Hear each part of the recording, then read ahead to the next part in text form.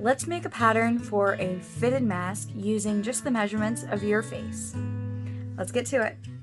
You're going to need a paper, pen, standard ruler, and a string. So the first measurement's going to be from where you want this to land on your nose to just under your chin. That's a little high. And you record that measurement. Then you'd want one from the tip of your nose to the bottom of your chin. And record that measurement. Then you want one from the tip of your nose to just about where you wanted to land on your face. Record that measurement. And then you'd want one about how wide you'd want it to sit on your face. And record that measurement.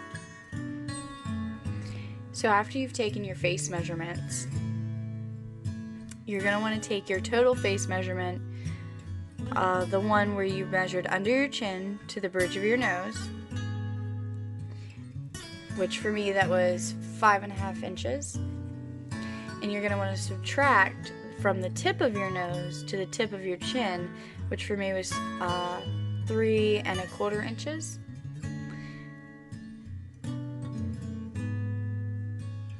So that gave me a additional amount of 2.25 inches, which I divided equally and put 1.1/8 inch on both the nose bridge and the part under my chin.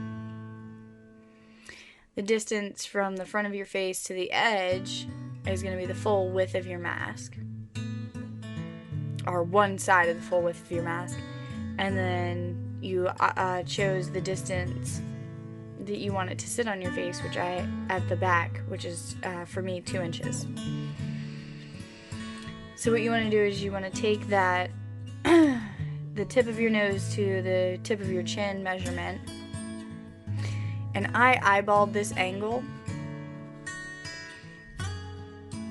In theory it could be more obtuse of an angle if you wanted the slope to be less steep. I have kind of a sharpish nose, so I could still actually move this up and be perfectly comfortable, but I like the way that mine turned out. So you're going to draw your straight line down, which is going to be from the tip of your nose to the tip of your chin.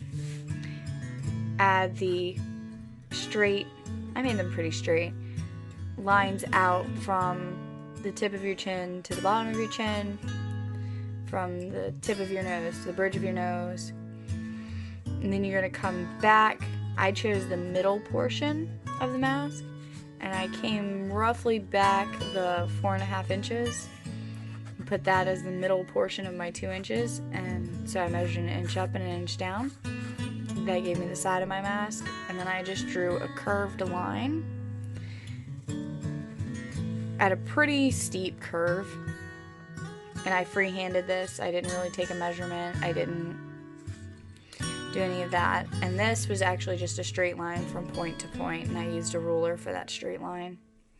And then you're going to want to add an additional, I added a 1/2 inch seam allowance, but you could add a 1/4 inch seam allowance if you're more comfortable. I recommend making a mock-up or a prototype first, and then cutting into your good fabric. I definitely would not cut into my good fabric first. I'd make a mock-up with some crappy fabric that I had lying around. But that's how I did it. When I went to cut my fabric pieces, I folded them in half, then put my pattern on top and cut around them on almost all the sides except for the very front, which is a straight line. So you get pattern pieces that look like this. And the first step of sewing is you'd have to sew up the nose and chin, and then put them right sides together and sew up these lines here and these lines here. And add your straps and everything. I can do a sewing video later if necessary. But for right now, these are what the pattern pieces look like when you just fold in half and cut around almost all the sides. So that's it. That's all it took to make the pattern. If you guys need more of a sewing tutorial, I don't know what happened there. If you need more of a sewing tutorial, let me know in the comments below, and I'd be happy to give you more of a full, in-depth how to sew this thing tutorial.